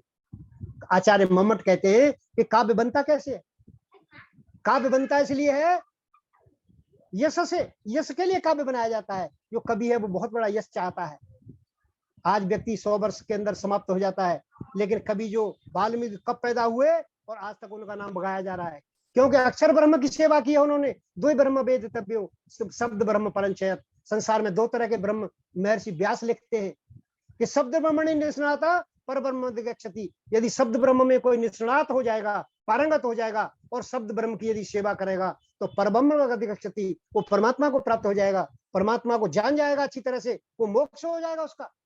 इसलिए शब्द ब्रह्म की सेवा करना बहुत जरूरी है दिनों। लेकिन शब्द ब्रह्म से हम लोग परिचित नहीं है, हम लोग शब्द ब्रह्म से दूर रहना चाहते हैं। हमें तो केवल इतना है कि माथा टेका और पूरा का पूरा फल प्राप्त हो गया। ऐसे मिलने वाला नहीं है। हम धक्के खाते रहेंगे कि कितनी भी मूर्तियों के आगे आप माथा रगड़ लो, लेकिन सज्जनों मिलने वाला नहीं है कुछ भी। जीवात्मा के अंदर कोई योग्यता पैदा होने वाली नहीं है। जीवात्मा के अंदर कोई योग्यता पैदा करनी है तो आपको केवल और केवल मोक्ष ग्रंथों का अध्ययन करना पड़ेगा, जो इस सूत्र में लिखा हुआ है कि मोक्ष शास्त्र अध्ययनम वा, मोक्ष शास्त्रों का अध्ययन करना पड़ेगा। कहते हैं जी मोक्ष शास्त्र का हम अध्ययन करें, तो मोक्ष शास्त्रों में हमें तो ईश्वर दिखाई नहीं देता। तो आगे ऋषि कहता है कि अतिदूरात सामीप्यात इंद्रिय घाता मनोवस्थानात। अरे दुनिया के लोगों, 8 अवस्था ऐसी हैं जिसमें होते हुए भी चीज दिखाई नहीं देती। आप ये मत मानो कि ईश्वर दिखाई नहीं देता तो ईश्वर है ही नहीं। परोक्ष वस्तु का ज्ञान दर्शनों से किया जाता है। ये दर्शन बनाए इसलिए है कि हम परोक्ष वस्तु का ध्यान करें। हम दीवार की पल्ली तरफ क्या वस्तु रखी हुई है, हम कैसे उसको जाने, ये कैसे पता चलेगा हमें? सज्जनों, ये जो है हमें पता चलेगा दर्शनों के स्वाध्याय से। वो कहते हैं कि अति दूरा, बहुत दूर कोई वस्तु हो वो हमें दिखाई नहीं देती। बहुत ऊंचा हो उड़ता हुआ हवाई जहाज, उसकी आवाज तो हम सुनते हैं लेकिन कहीं दिखाई नहीं देता। और अति सामीप्यात, बहुत ज्यादा समीप कोई चीज हो, जैसे आंखों का काजल हम नहीं देख सकते अपनी आंख से। शीशा में तो दिखाई देता है, दूर के शीशा में, लेकिन अपनी आंख से नहीं देख सकते उसको। और इंद्रिय घाता, कोई इंद्रिय नष्ट हो गई, आंख नष्ट हो गई, तो ऐसा नहीं हो सकता कि रूप ना हो संसार में। संसार में रूप है, आपकी आंख नष्ट हो गई, आपको नहीं दिखाई दे रहा। इंद्रिय घाता मनोवस्थानात, मन की अवस्था ठीक न हो। मन की अवस्था यदि ठीक नहीं है तो भी कोई चीज होते हुए भी दिखाई नहीं देगी। हम लोग देखते हैं, हमें कोई पूछता है भैया यहाँ एक घोड़े वाला, एक घोड़ा पे चढ़ के कोई व्यक्ति गया है क्या? हम कह देते भाई साहब मैंने ध्यान नहीं दिया, मैं तो काम में बड़ा बिजी था। मन की अवस्था कहीं दूसरी जगह है तो दिखाई नहीं देगी चीज, आपको होते हुए भी दिखाई नहीं देगी। हम उससे मना कर देते भाई मैंने ध्यान नहीं दिया, मैं तो अपने काम में व्यस्त था। और अभिभवात सूक्ष्मात, कोई चीज ढकी हो किसी से, और कोई चीज जो है दूर ढकी हो, किसी चीज से दबी हो, और कोई चीज सूक्ष्म हो, अत्यंत सूक्ष्म हो, तब भी दिखाई नहीं देती। हम बहुत सी चीजें माइक्रोवेव से माइक्रोस्कोप से देखते हैं, जो चीज दिखाई नहीं देती हमें। छोटे छोटे कीटाणु दिखाई नहीं देते, लेकिन माइक्रोस्कोप में साफ दिखाई देते हैं। तो ऐसा थोड़ी है कि वो चीज हो ही ना। इसीलिए सज्जनों, हमें ये मानना पड़ेगा कि अभिभाव सूक्ष्मात और समानाविहारच्च, समान अभिहार होने से भी चीज दिखाई नहीं देती। आज एक लोटा पानी किसी समुद्र से लो, ऊपर उठाओ और उस समुद्र में डाल दो, तो आपको ये पता नहीं चलेगा कि जो लोटे में पानी था वो कहाँ चला गया। उसको आप अलग नहीं कर सकते, क्यों कि समान अभिहार है, उस जैसा ही है वो दूसरा पानी। हमें जल के किसी गेहूं के ढेर में से 4 दाने निकाल लो और थोड़ी देर पीछे उन 4 दानों को डाल दो, आप उन दानों को पहचान नहीं सकते कि कौन से दाने डाले थे, क्योंकि वह समान अभिहार है। इन 8 कारणों से जो चीज होती है वो भी दिखाई नहीं देती। सज्जनों, वो ईश्वर को सिद्ध करते हैं आगे चल के कि ईश्वर कैसा है, ईश्वर किस तरह से पता चलता है।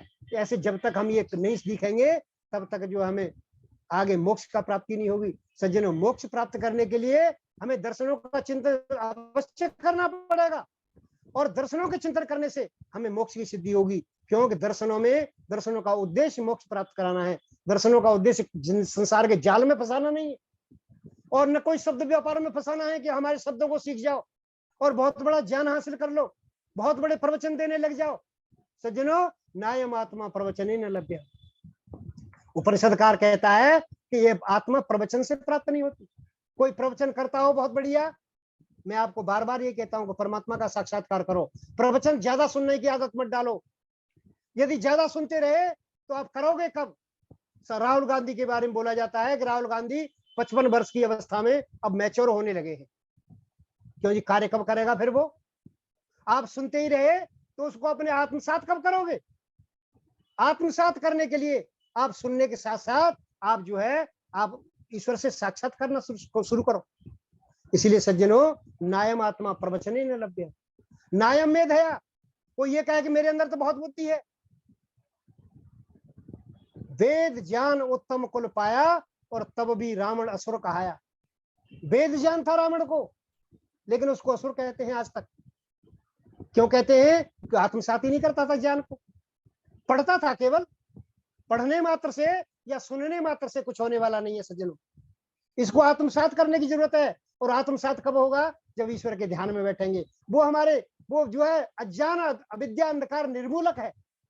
जो अविद्या अंधकार आप हमारे अंदर भरा हुआ है उसको निर्मूलक, मूल कहते हैं जड़ को, जड़ से खत्म करता है। हमारे गुरु जड़ से खत्म नहीं कर सकते हमारे अंधकार को, अविज्ञान अंधकार को जड़ से खत्म नहीं कर सकते। हमें कुछ रूप में कुछ कर देते हैं, कुछ अंधकार को, अविद्या अंधकार को कर देते हैं गुरु लोग भी, लेकिन जड़ से खत्म नहीं कर सकते। जड़ इतनी गहरी है इसकी अंधकार की, आप लाख समझाओ उसको कि भाई परमात्मा ऐसा है, कहने लगे तुम कहते रहो कुछ भी, हम तो भाई मंदिर जाएंगे।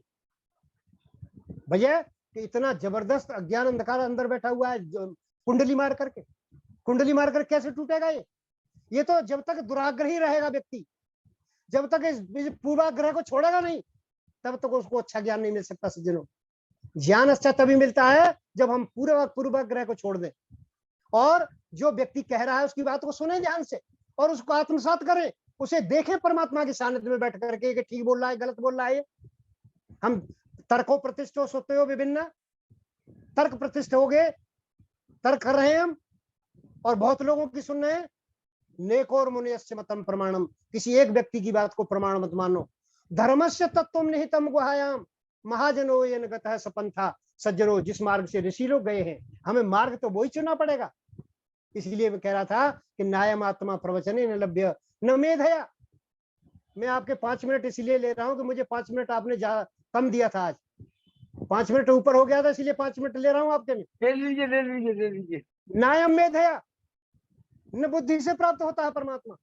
कोई ये कहे कि मेरे अंदर बहुत बुद्धि है, और न बहुना श्रुतेन, कोई ये कहता है कि मैं तो दिनों रात भागवत कथा सुनता रहता हूँ, रोजाना कहानी सुनता हूँ, रोजाना मास्टर जी के साथ रोजाना गूगल पर जुड़ जाता हूँ, उससे ईश्वर प्राप्त हो जाएगा। ऐसा सज्जन संसार में ऐसा संभव नहीं, क्योंकि ईश्वर को तो ईश्वर के साक्षात से पता चलेगा।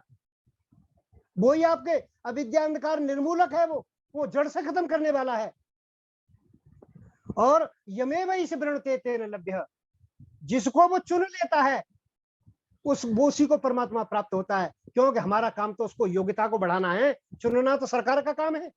हम आईएएस की योग्यता बढ़ा दें, हम आईएएस की योग्यता बढ़ाते रहे, लेकिन जब तक आईएएस के जो हमारे संघ लोग के अधिकारियों के आगे पेश नहीं होंगे हम, और वो हमारी योग्यता को ना देखें, हमें कैसे चुनाव कर लेंगे हमारा भाई। इसलिए परमात्मा को योग्यता दिखाने की जरूरत है, हमें अपनी योग्यता बनाने की जरूरत है। सज्जनों, वो सबसे बड़ा सर्वज्ञ संस्था है, उस सर्वज्ञ संस्था को अल्पज्ञता से नहीं जीता जा सकता। हम ये रोजाना कहते रहे कि तुम हो एक अगोचर सबके प्राणपति, किस विध मिलूं दया में तुमको मैं कुमति। मैं तो कुमति बना रहूंगा, पढ़ूंगा लिखूंगा कुछ भी नहीं, लेकिन भगवान तुम अगोचर हो, तुम मुंह से तो आंखों से दिखाई नहीं देते और सबके प्राणपति हो। तो भैया फिर ये जब तुझे पता है कि अगोचर है परमात्मा, तो ये दीपक क्यों घुमा रहा है, किस पर घुमा रहा है तू? यानी कहने में जो अंदर है, यथा चित्ते तथा वाचा, जो चित्त में है वो वाणी में है, और यदि वाचा तथा क्रिया, जो वाणी में है वो क्रिया में है। और चित्ते वाणी क्रियायाम च साधुनाम एक रूपता, हमें एक रूपता लानी पड़ेगी अपने काम में, तीनों में एक रूपता लानी पड़ेगी। जब तक हम एक रूपता नहीं लाएंगे, हमें परमात्मा मिलने वाला नहीं है। परमात्मा को धोखा नहीं दिया जा सकता, वो धोखा खाने वाली संस्था नहीं है सज्जनों। इसीलिए मैं स्वाध्याय के क्रम को आज मैं पूरा करता हूँ। कल आपको जो है मैं ईश्वर प्रणिधान के बारे में, क्योंकि ईश्वर प्रणिधान एक ऐसा विषय है कि जिसकी गलत व्याख्या समझने से आज संसार में हम जो है अपनी एक गति योग में मान रहे हैं, लेकिन हमारी योग में गति नहीं है। क्यों नहीं गति? क्योंकि ईश्वर प्रणिधान को समझा ही नहीं हमने। हमारे जो प्राथमिक स्तर का ईश्वर प्रणिधान अलग है, ये भी अलग है। जैसे तप अलग है, वैसे ईश्वर प्रणिधान प्राथमिक स्तर का अलग है, मध्यम श्रेणी का अलग है, और सज्जनों जो उत्तम श्रेणी का ईश्वर प्रणिधान है वो अलग है। ये अलग अलग समझने पड़ेंगे हमें। मैं कल के व्याख्यान में आपको ईश्वर प्रणिधान के बारे में बताऊंगा, और कल का जो विषय होना था वो किसी प्रवचन में रखूंगा। इन्हीं शब्दों के साथ मैं आप सभी का बहुत बहुत धन्यवाद करता हूं। ओम शम। बहुत बहुत आभार सम्मानित ओम प्रकाश जी। बहुत ही धारा प्रवाह काव्य शैली में आपका व्याख्यान। लाल सिंह जी रोहड़ा, हमारे राम सेवक निरंजन जी शिक्षक साथी, राम सेवक जी, राम सेवक निरंजन जी, लाल सिंह जी रोहड़ा, राम सेवक जी माइक खोल दीजिए।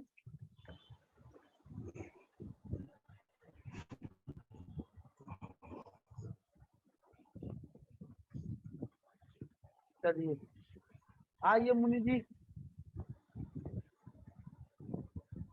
मुनि जी।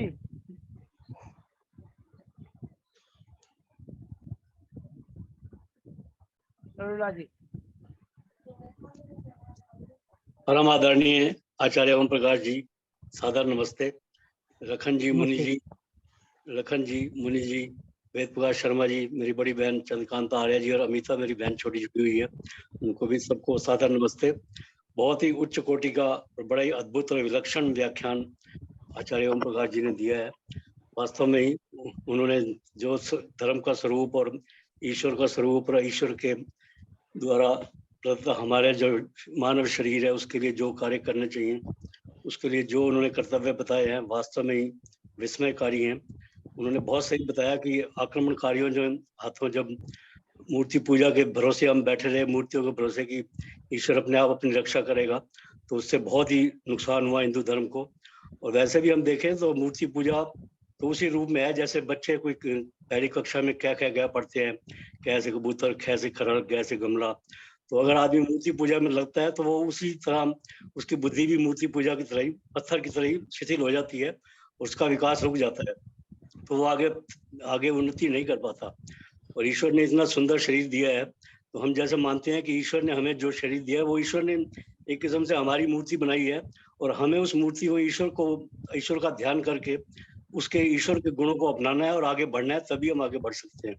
अदरवाइज तो हम ऐसी मूर्ति पूजा में फंसे रहेंगे तो पत्थर की भांति हम भी पत्थर ही हो जाएंगे, और उससे कुछ प्राप्त होने वाला नहीं है। तो अगर हम इस माने कि भाई जो ईश्वर ने हमें शरीर दिया है, इस शरीर को हम ईश्वर की तरह, ईश्वर की मूर्ति समझ के इसको हम श्रेष्ठ बनाएं और श्रेष्ठ कार्य करें, तो समझिए कि ईश्वर ने जिस कार्य के लिए हमें भेजा है वो हम पूरा कर रहे हैं, और तभी हम ईश्वर की जय बोल सकते हैं। जब हम ईश्वर की जय बोलते हैं तो उसका अर्थ यही है कि ईश्वर ने जो हमें हमारा शरीर बनाया है उसके द्वारा हम श्रेष्ठ कार्य कर रहे हैं, और हम आगे श्रेष्ठतम बनते जा रहे हैं, तो ईश्वर की जय है। अगर ऐसा नहीं होता तो ईश्वर की जय नहीं, वो ईश्वर की हार ही है। तो हम तो कोई भी नहीं चाहेगा कि ईश्वर की हार हो। इसलिए आचार्य जी ने जो आज उद्बोधन दिया है उसका हमें सबको पालन करना चाहिए, और वास्तव में स्वाध्याय के द्वारा आगे बढ़ना चाहिए। बहुत बहुत आपका धन्यवाद और बहुत बहुत आभार। धन्यवाद। पालीवाल जी। नमस्ते आचार्य ओम प्रकाश जी को मैं नमन। लखनलाल जी को बहुत बहुत धन्यवाद, साधुवाद कि वो इतना बड़ा परिश्रम करके इतने महान ऋषियों को, विद्वानों को हमारे समझ से जोड़ते हैं, हमको उनसे जोड़ते हैं। बहुत बहुत धन्यवाद, और सभी बड़ों को नमन, मेरा नमन।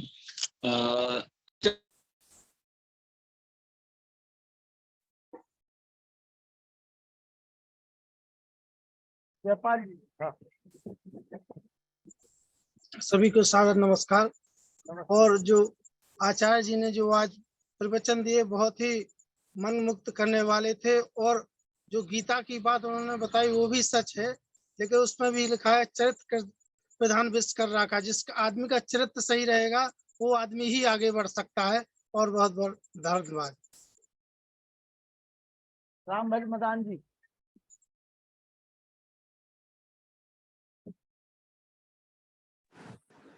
नमस्ते लखन भैया। नमस्ते जी। आचार्य ओम प्रकाश जी की विद्वत्ता को नमन करूं। उन्होंने बहुत ही सुंदर विचार हमारे सबके सामने रखे हैं।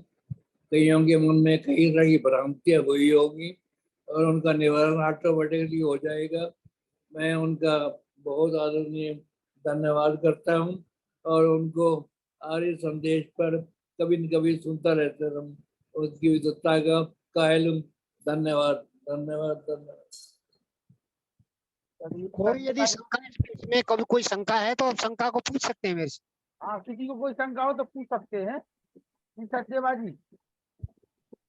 लेकिन मेरे प्रवचन से संबंधित शंका होनी चाहिए। हाँ, नहीं बिल्कुल सही है। कुछ क्या है कि विषय से भटक करके शंका करने जाते हैं। हमारे कुछ विद्वान ऐसे हैं जो विषय भी नहीं होता है और वो भटक जाते हैं। बड़े बड़े विद्वान भटके हुए देखे हमने अपने चैनल पे। पूछना कुछ है, पूछ कुछ लेते हैं। उन्हें यही नहीं रहता है कि हमें कब क्या पूछना है।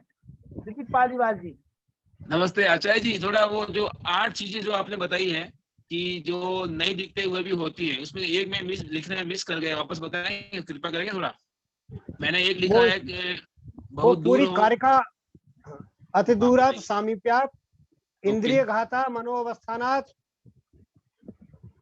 हाँ लिखा है। उसके आगे कोई चार चीज- है, चार हैं। हाँ अभिभवात सूक्ष्मात, पहले शब्द को मैं भूल रहा हूँ। अभिभवात सूक्ष्मात, एक चीज जो परोक्ष रूप में है, दीवार के दूसरी तरफ है, वो हमें नहीं दिखाई देगी। दीवार के अभिभवात दूसरी कहते हैं तरफ। जो, अभिभावत कहते हैं जो दबी हो, किसी पदार्थ से कोई चीज दबी हुई है तो वो दिखाई नहीं देगी। और सूक्ष्म सूक्ष्म है, वो भी दिखाई नहीं देती। परमात्मा सूक्ष्मात्म सूक्ष्म है, इसीलिए वो दिखाई नहीं देता हमें। परमात्मा तो है। हाँ, और वही, समानाव्याहार जो समान अव्याहार है, इसी तरह से 8 वही। वस्तुएं हैं। हाँ, वो दीवार वाला मिस हो गया था। मिस पीछे की हाँ। तरफ ढकी हुई वाली। वो हाँ, ढकी हुई और वो दोनों एक ही होगी ना, जैसे कि नहीं, किसी की ढकी हुई ढकी हुई। जो कपड़े से ढकी हुई है वो चीज अलग है, और दीवार के दूसरी तरफ चीज अलग है। हाँ, जैसे बीच में दो चीजें एक के पीछे एक छुपी हुई है, वो वाली नहीं हाँ, दिखी। हाँ, हाँ हाँ जी, सही। हाँ। लाइन में एक साथ 10 लोग खड़े हैं तो आगे वाला दिखेगा, बाकी के 9 नहीं दिखेंगे। वही बात। ठीक है, हाँ, हाँ। धन्यवाद, बहुत बहुत धन्यवाद। आइए प्रेम सत्यवाजी। ओम। कोई शंका तो आचार्य नहीं है आपकी? सचदेवा जी जी? बहुत बहुत नमस्ते। आपकी कोई शंका तो नहीं है? जी नहीं, मैं शंका कोई नहीं है। अब बहुत ही अच्छा रहा आज का उद्बोधन और सब ज्ञान चक्षु खुल जाते हैं आपके उद्बोधन से। आपकी शैली इतनी अच्छी है कि मैं बार बार सुनता हूँ और बार बार आनंद ही आता है। जब आपके प्रवचन इसमें आर्य संदेश में आते थे तो कई प्रवचनों को मैं रिपीट में भी सुनता था, क्योंकि वो इतने ज्ञानवर्धक होते थे। तो वो उसका दोबारा सुनने से थोड़ी चीज बैठ जाती है दिमाग में। तो बहुत अच्छे रहते हैं, आपकी शैली अच्छी है और हम आपसे जो ज्ञान प्राप्त कर रहे हैं उसके लिए आपका बहुत बहुत धन्यवाद। लखन जी आपका बहुत बहुत धन्यवाद, साधुवाद। आप ऐसे ज्ञानी प्रवचन करता आप हमारे लाते हैं और बहुत बहुत धन्यवाद। आभार आप लोगों का कि आप लोग जुड़ करके बराबर इस कार्यक्रम को आगे बढ़ा रहे हैं। बस हमारा तो निवेदन है कि कुछ युवाओं को जोड़ने का प्रयास करिए। एक गुरुकुल की बेटी है भारती प्रियंका पारासर, कुछ दिनों के बाद आपके यहाँ व्याख्यान देने आ रही है। तो नए लड़के रहे नए लड़कियां रहे, ज्यादा अच्छा रहेगा। आइए मुनि जी। मुनि जी। ओम। हाँ मुनि जी आइए। मुनि जी नमस्ते। नमस्ते जी, सभी के लिए सादर नमस्ते। और हमारे सम्मानीय ओम प्रकाश जी के लिए तो वास्तव में साधुवाद। मैं आपको एक हकीकत बता दूं, सत्यवाद से अवगत कराऊं। मुझे पानी पीना होता है अगर बीच में, तो मैं आपके बीच में उठना नहीं चाहता हूँ। आपको पानी पीने जाऊं तो जैसा कि हम लोगों का मैं सौभाग्य मानता हूँ और सभी लोगों का कि आपका कल का, आपको पिछले समय में भी पहले दिन भी सुना था लेकिन लंबा समय हो गया था, फिर कल आपके द्वारा सुना और आज पुनः सुनने के बाद भी, क्योंकि आज का जो विषय लिखा गया था ईश्वर प्रधान, देखो उसको आपने छुआ भी नहीं है। संकेत तो करते रहे आप कल के लिए, तो हम लोगों को झलक रहेगी एक, और एक मन में उत्सुकता रहेगी कि कल का समय कैसे मिलता है और आप लोग आपको हम सुन सकें। तो सारे मैं देखता हूँ, अभी मैं एक चर्चा करता हूँ जब हवन में बैठता हूँ नहीं, वो आशीर्वाद देते हैं। तुझे तो आपने कहा है नहीं, तुम्हें आशीर्वाद देने, आयुष्मान वर्चस्वी तेजस्वी तमाम आशीर्वाद के वचन बोलते हैं हम लोग। और फिर मैं ये कहता हूँ कि देखो, हाँ ये परंपरा है। हाँ जी, फिर मैं ये कहता हूँ लेकिन कि तुम संतुष्ट नहीं हो जाना हम लोगों के वाक्यों से। हाँ बिल्कुल याद करा रहे हैं बिल्कुल। तुम्हें, आयुष्मान वर्चस्वी तेजस्वी धनधान से संपन्न। अब तुम्हें खुद उत्साह मतलब पुरुषार्थ करना पड़ेगा। ये सोच के नहीं बैठ जाना कि आचार्य जी ने या सभी लोगों ने एक ही बात बोल दिया हमें बार बार, तो हम आप सब मिल गया हमें। वो बड़ा आपका जो उद्बोधन रहता है हृदयग्राही है, और सभी लोग संतुष्ट, मैं समझ रहा हूँ कि इतना सब लोग सुन रहे हैं तन्मयता के साथ में, इतना कहीं ना कहीं किसी ना किसी के रूप में तो कहीं ना कहीं थोड़ा इधर उधर भी हो जाते हैं, लेकिन आपको बड़ी मनोयोग से सुनते हैं। तो पुनः आपको साधुवाद। आइए व्यासनंद शास्त्री जी 2 मिनट। ओम स्वस्ति पंथा मनुचरेम सूर्या चंद्रमसा विव पुनर्ददता घ्नता जानता संगमे महि। ओम शांति शांति। आदरणीय आज के मुख्य वक्ता प्रकांड वेदों के पंडित दर्शनाचार्य ओम प्रकाश जी और अन्य सभी हमारे इस कार्यक्रम से जुड़े हुए सभी सम्मानित आर्यबंधुओं सज्जनों और कार्यक्रम के संचालक माननीय श्री लखनलाल जी आर्य, आज का व्याख्यान अति महत्वपूर्ण रहा है क्योंकि आचार्य जी ने बहुत ही श्रम पूर्वक और बड़े ही स्वाध्यायशील होकर सुलझे हुए व्याख्यान दिए हैं जिनसे शंकाएं लगभग नहीं के बराबर हैं।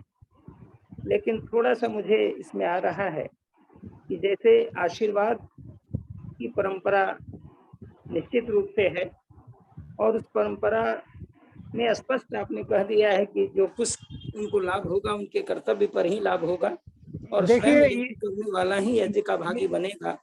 और शास्त्री जी शास्त्री ये जो परंपरा है, ये परंपरा जो है पॉजिटिव असर डालने के लिए है। जी जी जो जो यजमान है उस पर पॉजिटिव असर पड़े, ये इसके लिए है। सिर्फ इससे जो कर्म हम कर रहे हैं फल तो उसका मिल रहा है हमें। ये पॉजिटिव असर तो पड़ता है समाज का, अच्छे व्यक्तियों का।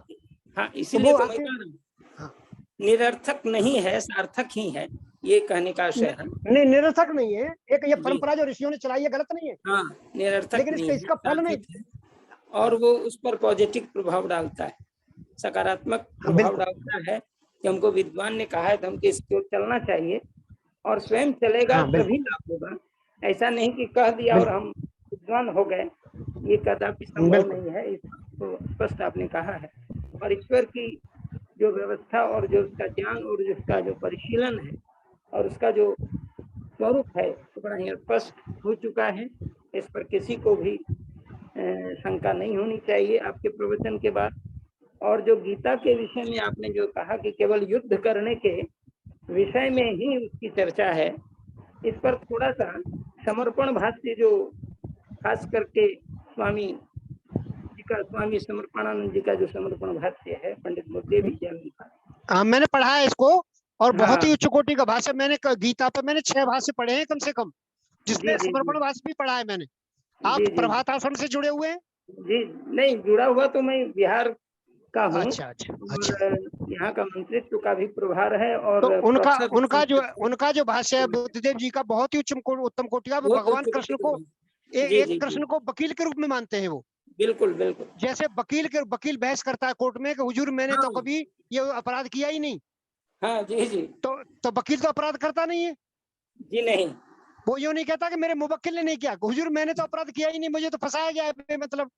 तो ऐसे ही कृष्ण की भूमिका है कि तमेव शरणम गच्छ सर्वभावेन भारत।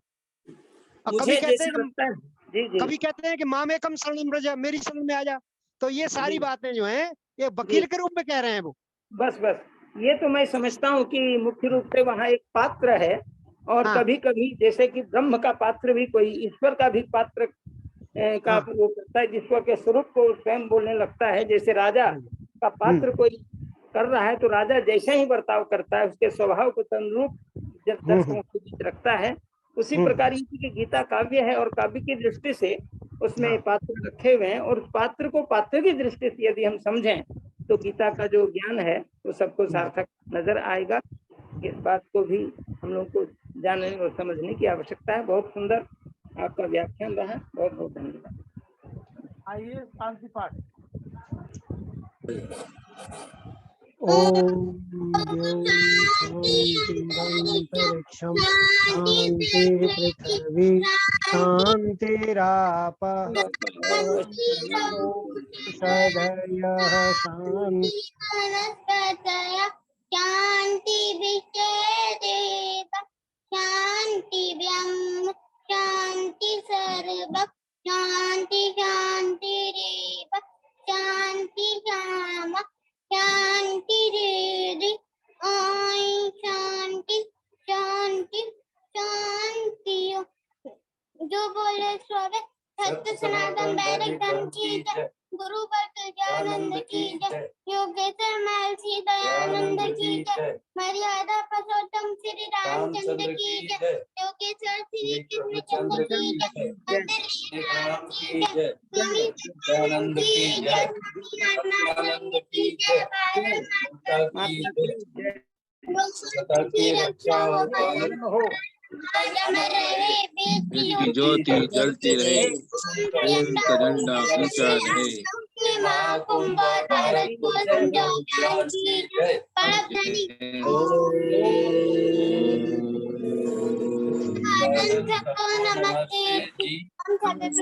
नमस्ते फटाफट भाग गया। सादर नमस्ते, शुभ रात्रि।